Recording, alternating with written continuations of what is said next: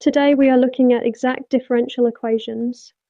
An equation written as m dx plus n dy equals 0 is called exact if a certain condition holds. That condition is this: the partial derivative of m with respect to y must equal the partial derivative of n with respect to x. Let us solve the equation. Open bracket, 2xy plus 3, close bracket, dx plus, open bracket, x squared minus 1, close bracket, dy equals 0. Here m is 2xy plus 3 and n is x squared minus 1. The partial derivative of m with respect to y is 2x, and the partial derivative of n with respect to x is also 2x. Since these match, the equation is exact. Now we integrate m with respect to x. Integrating 2xy plus 3 with respect to x gives x squared y plus 3x plus an unknown function of y, which we will call g of y.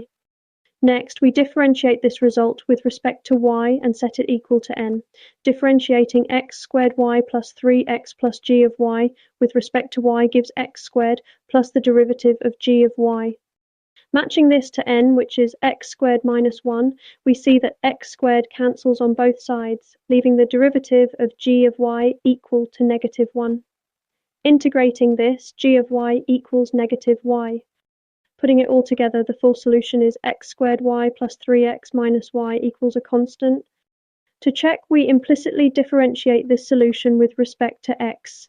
Differentiating x squared y gives 2xy plus x squared times diy by dx. Differentiating 3x gives 3.